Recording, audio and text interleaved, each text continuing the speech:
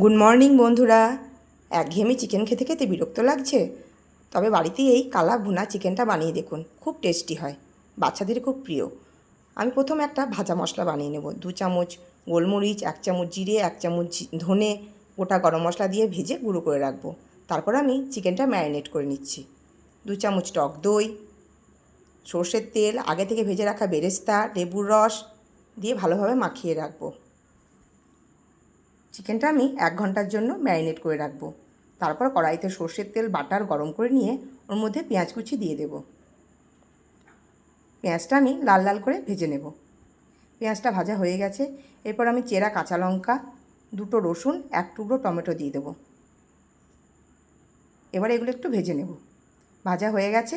এরপর আমি 2 চামচ আদা বাটা, 1 চামচ হলুদ গুঁড়ো, রসুন আর শুকনো লঙ্কা বেটে নিয়েছিলাম দিয়ে দিলাম। ভালোভাবে মশলাটা আমি কষিয়ে নেব। মশলা থেকে তেল ছেড়ে দিয়েছে, মশলাটা কষানো হয়ে গেছে।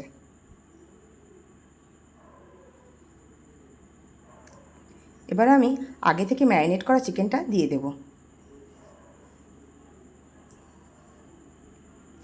চিকেনটা দিয়ে এবার আমি মশলার সাথে ভালোভাবে কষিয়ে নেব।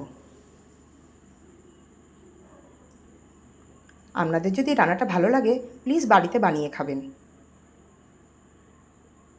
খেয়ে আমাকে জানাবেন কেমন লাগলো রান্নাটা। এবার আমি গ্যাসের ফ্লেমটা লো করে দিয়ে একটা ঢাকা দিয়ে দেব। দেখুন কতটা জল বেরিয়েছে। এবার স্বাদ মতো লবণ দিয়ে দেব। লবণ দিয়ে ভালোভাবে আবার কষিয়ে নেব।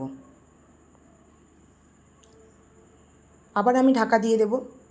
রান্নাটা ঢাকা দিয়ে গ্যাসের ফ্লেম লো করে দিয়ে করতে হবে, তাহলে মাংসটা ভালোভাবে সিদ্ধ হবে। চিকেনটা আমার কষানো হয়ে গেছে। এবার আগে থেকে ভাজা মশলাটা দিয়ে দেব। ভাজা মশলাটা দিয়ে ভালো মতো কষিয়ে নেব।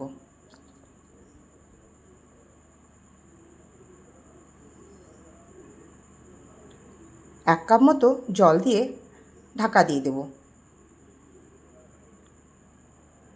ঢাকা দিয়ে 10 মিনিট রাখবো।